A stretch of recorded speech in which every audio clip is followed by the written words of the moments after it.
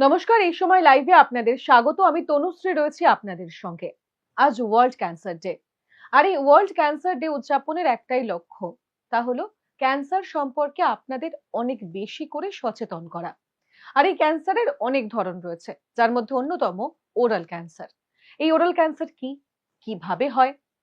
এই oral cancer থেকে দূরে থাকতে গেলে আমাদের কিছু পন্থা তো অবলম্বন করতেই হবে, তাই না? তাই সেই সমস্ত প্রশ্নের উত্তরের জন্য অবশ্যই আজ আমাদের স্টুডিওতে উপস্থিত রয়েছেন বিশিষ্ট অঙ্কোলজিস্ট এবং তার পাশাপাশি oral cancer surgeon doctor Ramanuj Ghosh. নমস্কার। রামানুজ বাবু, আপনাকে এই সময় লাইভের স্টুডিওতে স্বাগত জানাই। এবং আজ ওয়ার্ল্ড ক্যান্সার ডে এবং এই দিনটা অত্যন্ত গুরুত্বপূর্ণ, খুব স্বাভাবিকভাবেই। মানে আমরা চাই গোটা বিশ্ব যাতে এই রোগটি সম্পর্কে সচেতন হোক। প্রথমে আপনাকে জিজ্ঞেস করবো যে ওরাল ক্যান্সার কি, কারণ বেশিরভাগ মানুষই কিন্তু বিষয়টা বা এই ধারণাটা তাদের কাছে ক্লিয়ার নয়। মেন হচ্ছে যদি বাংলায় বলি তাহলে মুখ বা মুখগর্ভের মধ্যে আমাদের যে ক্যান্সার হয়, হুম যেমন হুম জিভ, তালু, চোয়ালে হুম। বা গলার মধ্যে যে গ্ল্যান্ডে হতে পারে, এটা হচ্ছে আমাদের ওরাল ক্যান্সারের মেন বলা হয়। আচ্ছা, এই ওরাল ক্যান্সার হয় কিভাবে? ওরাল ক্যান্সার দেখুন, আমাদের যদি 100টা করে পেশেন্ট পাই হুম বা ডিটেক্ট করা হয়, হুম ডিটেকশন হয়, হুম তার মধ্যে 95% কিন্তু হুম। টোব্যাকো রিলেটেড হয়, আইদার আচ্ছা চিউইং ফর্ম অফ টোব্যাকো বা স্মোকিং ফর্ম বা অ্যালকোহল কনজাম্পশনে হয়। আর বাকি যে 5% থাকে তার মধ্যে বিভিন্ন আছে, কোনো সময় জেনেটিক একটা মিনিমাল কারণ হতে পারে, ভাইরাস রিলেটেড হতে পারে, বা মুখে যে আমরা ডেঞ্চার পরি সেটা থেকে অনেক সময় ঘষে হয়, বা আচ্ছা কোনো শার্প টুথ থেকে বারবার কামড় পড়ছে সেটা থেকেও কিন্তু হয়। এটা একটা আচ্ছা। পার্ট। কিন্তু মেজরিটি যেটা কনসার্ন সেটা হলো যে টোব্যাকো চিউইং থেকে মেইনলি আসে। আপনি যে বললেন যে বারবার এই শার্প টুথ থেকে হয়, মানে আমরা খেতে খেতে অনেক সময় হয় না মুখে কামড় পড়া, আমরা যেটা অনেক সময় সাধারণভাবে বলি। দেখবেন কোনো এটা বয়স্ক পেশেন্টদের মেইনলি আমরা পাই, যাদের আচ্ছা। হচ্ছে একটা শার্প টুথ অনেকগুলো হয়তো মুখে আছে, হুম। যেটা থেকে বারবার ঘর্ষণ হচ্ছে। আচ্ছা সেটা থেকে কিন্তু অনেক সময় জিভের বা গালের ক্যান্সার ডিটেকশন হয়। আচ্ছা, মানে ওরকম ধরনের কিছু যদি দীর্ঘদিন ধরে থাকে তাহলে কি সেটা আমাদেরকে? আমাদের হচ্ছে ডাক্তার দেখানো উচিত, বা সেই আচ্ছা, জিনিসটাকে যাতে না হয় সেটা করা উচিত। ওরাল ক্যান্সারের উপসর্গগুলো কি কি, মেন উপসর্গ কি? মেন উপসর্গ দেখুন, মানে যেকোনো ঘা মুখের মধ্যে, সেটা জিভে হতে পারে, হুম গালে হতে পারে, হুম। বা মনে করুন আমাদের চোয়ালের মধ্যে হতে পারে, যদি সেটা 2 থেকে 3 সপ্তাহে না কমে, হুম তাড়াতাড়ি বাড়ছে, হুম ব্লিডিং হচ্ছে, হুম। বা অনেক কারণে মনে করুন অনেকগুলো দাঁত নড়ছে, ব্যথা হচ্ছে, মুখের আচ্ছা মধ্যে ফুলে গেল, বা মনে করুন আমার ভয়েস চেঞ্জ হচ্ছে, নাক দিয়ে বা কাশলে অনেকদিন ধরে রক্ত বেরোচ্ছে, তাহলে এইগুলো হচ্ছে মেন উপসর্গ, যেটা আচ্ছা। আমরা বুঝতে পারছি। ব্যথা হচ্ছে অনেকদিন পরে, খেতে গেলে গিলতে পারছে না, গলার ভয়েস চেঞ্জ হয়েছে অনেকটা। তো এইগুলো যদি আমাদের সিম্পটমস দেখা যায় তাহলে কিন্তু ডাক্তারের পরামর্শ নেওয়া দরকার। ওরাল ক্যান্সার কোন বয়সের মানুষদের বেশি হয়? আপনি তো প্রত্যেকদিন প্রচুর রোগী দেখেন, হুম। কি বোঝেন সেখান থেকে? মিডল এজে মেনলি পাই, মেনলি দেখুন 30-35 থেকে 50, এইটা একটা আচ্ছা কিন্তু এজ যেটা মেন পাওয়া যায়। আরেকটা বড় ব্যাপার হচ্ছে মেল, মানে ইন্ডিয়ান মেলদের মধ্যে কিন্তু সব থেকে বেশি ওরাল ক্যান্সার পাওয়া যায়। আচ্ছা ইন্ডিয়ার 1/3 ক্যান্সার হলো ওরাল ক্যান্সার, তার মধ্যে হলো মেলদের মধ্যে প্রাইমারি, মানে আচ্ছা। ছেলেদের মধ্যে কিন্তু এই ব্যাপারটা অনেক বেশি দেখা যায়। যেহেতু ব্যাড হ্যাবিটস যেগুলো আপনি বলছিলেন সেগুলো সেগুলো। ছেলেদের মধ্যে হুম বেশি থাকে, যে কারণে হচ্ছে ছেলেদের মধ্যে এটা হুম। মেনলি পাওয়া যায়। ফিমেলদের যদি কখনো ওরাল ক্যান্সার হয়, আহ, তাদেরও কি শুধু এই কারণে, না অন্যান্য কারণেও হতে অন্য পারে? কারণে থাকে, অনেক সময় ভাইরাস রিলেটেড কারণে হয়। আচ্ছা। তো ফিমেলদের মধ্যে ওটাও হুম একটা পার্ট পাওয়া যায়। হুম হ্যাবিটসও একটা কারণ থাকে। অনেক সময়তেই মনে করুন যে দেখা যায় সুপুরি যারা খাচ্ছে, ঠিক আছে? হুম বা আমাদের মনে করুন দেখবেন মাঝে যেটা হচ্ছে মানে গুল যেটা আমরা বলি, হুম ইউজ হয় অনেক জায়গাতে আছে। তারপরে এইটা হচ্ছে খয়ের ইউজ করা। এইগুলো কিন্তু হুম। একটা পার্ট থাকে, যেটা থেকে কিন্তু ক্যান্সার ফিমেলদের মধ্যেও ডেভেলপ হয়। অনেককে আমি দেখেছি যে পান খান খুব, হুম। সেখান থেকে কি ওরাল ক্যান্সার হওয়ার চান্স সম্ভাবনা আছে, আছে? কেন পানের মধ্যে তো আমাদের খয়ের আছে, জর্দা আছে, হ্যাঁ, সুপুরি এই রয়েছে। সুপুরি রয়েছে। এই ৩টেই কিন্তু একটা পার্ট হচ্ছে ওরাল ক্যান্সারের। তাহলে তো শুধু সুপুরি খাওয়াটা খুব বিপজ্জনক নাকি? সুপুরিও সবসময়তেই তাই। সুপুরি থেকে হ্যাঁ। আরেকটা জিনিসও হয়, যেটাকে আমরা বলি সাবমিউকাস ফাইব্রোসিস, হুম মুখ ছোট হয়ে যায়। তো হুম। এটাও কিন্তু একটা প্রবলেম, ইন্ডিয়াতে খুব কমন এটা পাওয়া যায়। আচ্ছা, ইন্ডিয়াতে বেশি এই ওরাল ক্যান্সার হওয়ার কারণ কি? কারণ হচ্ছে চিউইং ফর্ম অফ টোব্যাকোটা ইন্ডিয়াতে খুব বেশি, যেটা আমাদের আচ্ছা। ইউরোপ বা ওয়েস্টার্ন কান্ট্রিতে নেই। ওদের ওখানে স্মোকিংটা বেশি আছে। হুম ইন্ডিয়াতে কিন্তু যেটাকে আমরা গুটকা বলছি বা খৈনি বলছি, এগুলো কিন্তু ইন্ডিয়াতে অনেক বেশি কনজাম্পশন হয়। হুম। তো যে কারণে আমাদের ইয়াং মেলসদের মধ্যে ওরাল ক্যান্সারটা খুব বেশি পাওয়া যায়। আচ্ছা। আহ, আমরা যখন কথা বলছিলাম অফ ক্যামেরায়, তখন আপনি একটা খুব গুরুত্বপূর্ণ পয়েন্ট বলছিলেন যে সময়টা খুব ইম্পর্টেন্ট। এক্ষেত্রে দাঁড়িয়ে সময়টা কিভাবে কাজ করছে? সময় বলতে দেখুন, মনে করুন একজনের একটা ঘা বেরোলো হুম বা একটা সিমটমস হচ্ছে, হুম হুম। সে একটা ডাক্তারকে দেখালো। যেটা আমাদের এখানে একটা বিশাল প্রবলেম, সেটা হলো হেলথ এডুকেশন, আচ্ছা। অ্যাওয়ারনেস। এইগুলো হুম কিন্তু আমাদের মানে জেনারেল পাবলিকের মধ্যে খুব কম। হুম তাকে হয়তো কেউ একজন বললো যে আপনার এই ঘাটা ঠিক লাগছে না, আপনি একটা চিকিৎসা করতে হবে বা হুম একটা ডাক্তারের পরামর্শ নিন। হুম। সে আবার হয়তো ওষুধপত্র খেয়ে দেখালোই না, টাইম ওয়েস্ট করলো। তারপরে তার ব্যথা যন্ত্রণা হবে, প্রথমে কিন্তু পেনলেস থাকে। যখন আচ্ছা। ব্যথা যন্ত্রণা বাড়ে তখন সে হয়তো দেখালো, হুম তারপরে হয়তো দেখা গেল যে আমরা বায়োপসি করতে বললাম। মেইন টুল হলো diagnosis of oral cancer is biopsy. আচ্ছা। দিয়ে সিটি স্ক্যান, এমআরআই যেটা লাগে করতে বলা হলো। হুম করার পরে হয়তো তাকে চিকিৎসার জন্য বলা হলো, দেখা গেল সে আরো কিছুদিন নষ্ট করলো। এবার একটা ডায়াগনোসিস করার পরে তার চিকিৎসা মোটামুটি আমরা বলি ২ সপ্তাহের মধ্যে যেন সবকিছু শুরু হয়। হুম এবার কোনো কারণে সে, যেটা খুব কম আমরা পাই, যে আমাদের কাছে যে ডায়াগনোসিস হলো, হুম হয়ে সে অন্য জায়গায় চলে গেল। হুম। সেখানে গিয়েও ১-২ মাস কাটিয়ে ফেললো। তাহলে আল্টিমেট আচ্ছা। দেখা গেল একটা ডায়াগনোসিস আর ট্রিটমেন্টের মধ্যে ২ মাস ৩ মাসের গ্যাপ। হুম যখনই আপনার লেট স্টেজে ধরা পড়ছে, তখনই তার স্টেজ বাড়ছে, কিউর হুম এর চান্সটা কমছে। হুম তো এই কারণে হচ্ছে টাইম হচ্ছে বিগেস্ট ফ্যাক্টর। যে যেখানে যার রোগ ধরা পড়ুক বা সিম্পটম থাকুক, প্যানিক না করে, বা চারিদিকে সে হয়তো তাকে একেকজন একেক রকম পরামর্শ দিচ্ছে। হুম। কখনো সে এটা ভাবে না যে যাদের কাছ থেকে পরামর্শ দিচ্ছে তারা তো স্পেশালিস্ট না। একদম। তার থেকে ভালো একটা, এখন প্রচুর ক্যান্সার সেন্টার হয়েছে। সরকারি বলুন, বেসরকারি বলুন। একবার হুম যদি গিয়ে সে কথা বলে, কারণ ট্রিটমেন্ট প্রোটোকলটা সেম, তাহলে সে হুম। তাড়াতাড়ি ডায়াগনোসিস হয়, তাতে তার চিকিৎসা তাড়াতাড়ি শুরু হয়, রোগ থেকে সে মুক্তি পায়। আপনি বলছিলেন যে এই ক্যান্সার চিকিৎসার বা ওরাল ক্যান্সারের ক্ষেত্রে হোক, অন্যান্য ক্যান্সারের ক্ষেত্রে হোক, ট্রিটমেন্ট পদ্ধতি সব জায়গায় সমান। তাহলে আমরা আশা করতে পারি যে এখানেও একইভাবে ট্রিটমেন্ট হয়? হুম। মানে এটা একটা পুরো প্রোটোকল বেস। আচ্ছা। যার অপারেশন লাগবে তাকে অপারেশন করা, হুম যার কেমোথেরাপি লাগবে, যেমন ব্রেস্ট ক্যান্সার ডায়াগনোসিসটা সেম, একটা হুম এফএনএসি করা হচ্ছে কি বায়োপসি, তার সঙ্গে আমাদের সিটি স্ক্যান, ম্যামোগ্রাফি যা করা হয়। হুম ওরাল ক্যান্সারে যেমন সিটি, এমআরআই, তার সঙ্গে বায়োপসি করার পরে যে ট্রিটমেন্টটা লাগে, হুম। সেটা কিন্তু পদ্ধতিটা সব জায়গাতেই সেম। আচ্ছা। সেটা সে পশ্চিমবাংলায় করাক, সরকারিতে করাক, বেসরকারিতে করাক, কি সে ভারতবর্ষের অন্যান্য প্রান্তে যাক, কি ইন্ডিয়ার বাইরেও যাক, হুম ট্রিটমেন্ট প্রোটোকলটা সেম। যে হুম যদি অপারেশন করা যায়, মেইন প্রাইমারি জিনিসটা হলো অপারেশন করা, হুম গোল্ডেন স্ট্যান্ডার্ড ট্রিটমেন্ট। হুম অপারেশন করে আমরা রোগটা বার করছি, হুম তারপরে আমাদের রেডিওথেরাপি, কেমোথেরাপি লাগে। হুম। অনেক ক্ষেত্রে আমরা অপারেশন না করতে পারলে কিন্তু আবার কিমোথেরাপির দ্বারা রোগটাকে ছোট করে আবার অপারেশনের চেষ্টা করা হয়। তাহলে আচ্ছা। ওভারঅল কিন্তু একটা প্রোটোকল বেস, সব জায়গাতেই সেটা ফলো করা হয়। হুম আরেকটা পার্ট আমাদের ক্যান্সারে যেটা আছে, সেটা সরকারি বা বেসরকারিতে, সেটা হলো আমরা বলি কি, টিউমার বোর্ড বলে একটা কথা আছে। আচ্ছা। এখানেতে কি হয়, মনে করুন একটা পেশেন্টের যদি কোনো কারণে ডাউট থাকে যে আমি হুম অপারেশন করাবো, না আমি কেমো নেবো, না রেডিয়েশন নেবো, তাহলে সরকারি কি বেসরকারিতে একটা করে উইকলি ডে ফিক্স থাকে। আচ্ছা। যেখানে মনে করুন যারা কেমো দিচ্ছে, যারা রেডিয়েশন দিচ্ছে, আমরা যারা সার্জেনরা আছি, হুম যারা প্যাথোলজিস্ট যে ডায়াগনোসিস করে টিস্যু, বা যা সিটি স্ক্যান বা এমআরআই যারা ডাক্তার আছে, সবাই হুম মিলে বসে একটা বোর্ড করে পেশেন্টকে কিন্তু ট্রিটমেন্টটা বোঝানো হয়, তার বাড়ির লোককেও, এবং একটা ইউনিফর্ম মাল্টিডিসিপ্লিনারি বোর্ড করে তাকে ট্রিটমেন্ট প্রোটোকল দেওয়া হয়। এই আচ্ছা। ফেসিলিটি কিন্তু সরকারি বা বেসরকারি ওভারঅল ইউনিভার্সালি সবকটা ক্যান্সার সেন্টারে আছে। আচ্ছা। তো কোনো কারণে যদি মানুষের বিভ্রান্ত হয় যে কি হুম। করব? হ্যাঁ হ্যাঁ। কারণ যেটা মেইন আমরা দেখতে পাই যে একটা পেশেন্ট আমার কাছে ডায়াগনোসিস হলো, হুম। তাকে বাড়িতে কেউ কোথাও বোঝালো, সে চলে গেল বাইরে কোথাও। হ্যাঁ। দিয়ে সেখানে আবার ২ মাস সে ঘুরলো, দিয়ে কোনো কারণে ফাইন্যান্সিয়াল কারণে বা ডেট পাচ্ছে না, আবার ফিরে এলো। ফিরে এলো। তখন হ্যাঁ। দেখা গেল আর কিছুই করা যাচ্ছে না, হুম হয়তো বলে দিলাম অপারেশন হবেই না। হুম। সেক্ষেত্রে যদি ডাউট থাকে, তো নিকটবর্তী যেকোনো ক্যান্সার সেন্টারে কিন্তু মানুষ যদি যান, হুম। তাহলে সময় নষ্ট না করে চিকিৎসাটা করাতে পারেন। একেবারে। যখন আমরা চিকিৎসা পদ্ধতি নিয়ে কথা বলছি, সেক্ষেত্রে তাহলে অবশ্যই সেই সূত্র ধরে একটা বড় প্রশ্ন আসে।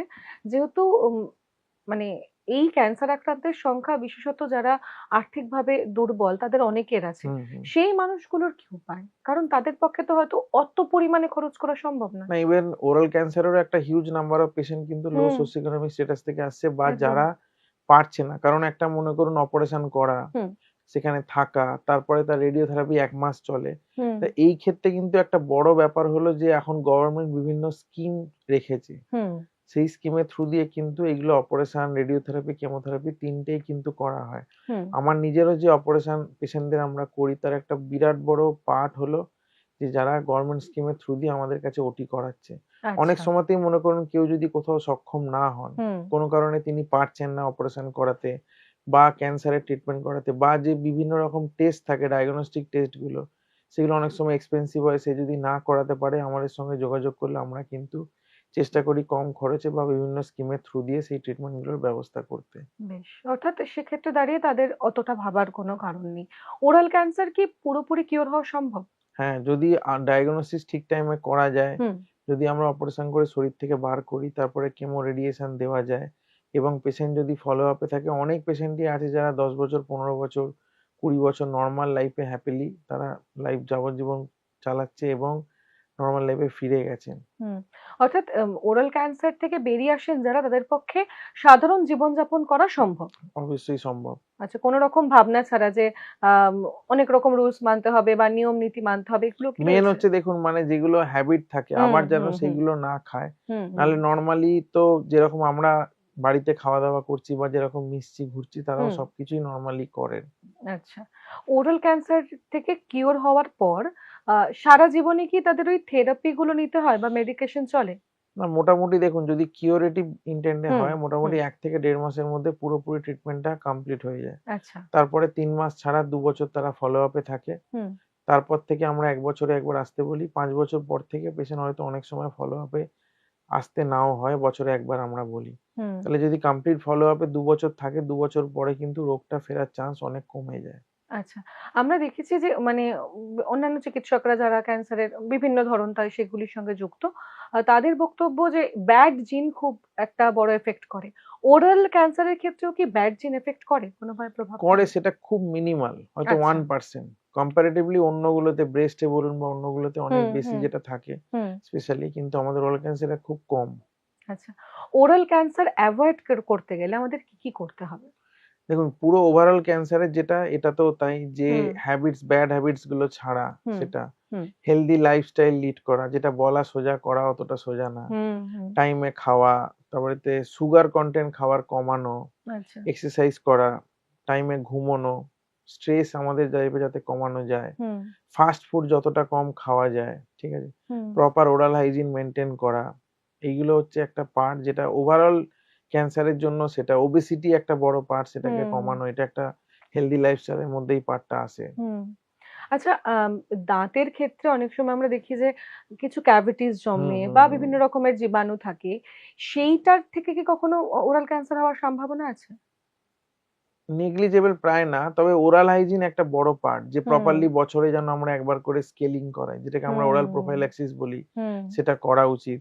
অনেক সময় ক্যাভিটি থাকলে সেটা দেখা উচিত। কেন, শুধু not only oral cancer, oral cavity থেকে কিন্তু অনেক কিছুই আসে। যেটা থেকে হুম, কার্ডিয়াক রিলেটেড প্রবলেম আসতে পারে। অনেক সময় দেখা যায় যে ডায়াবেটিসের অনেক সিম্পটম আমরা ওখান থেকে পাই। হুম, গাম ব্লিডিং এর যে প্রবলেম গুলো থাকে সেগুলো হুম, তো মানে দেখা। কিন্তু ওরাল হাইজিন মেইনটেন্যান্স এর জন্য মানে রেগুলারলি বছরে ১ বার বা ২ বার যেন ডেন্টাল চেকআপ করা উচিত। হুম। এটা ইম্পোর্টেন্ট একটা পার্ট। আচ্ছা, ওরাল হাইজিন এর কথা যখন আমরা বলছি, আ এই প্রশ্নটা খুব স্বাভাবিকভাবেই আসে। আমরা তো বিভিন্ন রকমের পেস্ট ইউজ হুম, করি হুম। যেগুলো দাঁত মাজার ক্ষেত্রে। এই পেস্ট গুলোকে খুব দেখে শুনে আমাদের কেনা উচিত? মানে নাকি সব ধরনের পেস্ট ব্যবহার করতে পারি করা সেটা যায় সব নিয়ে রকম, ভাব নেই? সেটা নিয়ে খুব একটা অসুবিধে নেই। আচ্ছা। ওরাল ক্যান্সারে যারা ভুগছেন বা যারা কিওর হয়ে গিয়েছেন, তাদের খাওয়া-দাওয়ার ক্ষেত্রে কি কোনো পরিবর্তন আসে? দেখুন, হ্যাঁ, এখানে একটা পার্ট আছে, এটা বলব না। কারণ হচ্ছে দেখুন, মনে করুন একটা ক্যান্সারকে আমরা ৪ টে স্টেজে হুম, ভাগ করি। হুম, একটা স্টেজ 1 ক্যান্সারেতে যতটা ইজিলি সে, তাকে দেখে অনেক সময় বোঝাও যাবে না যে অপারেশন হয়েছে। হুম, নরমালি একটা স্টেজ 4 এ কিন্তু অনেকটাই ফাংশনাল আউটকাম এ প্রবলেম আসে।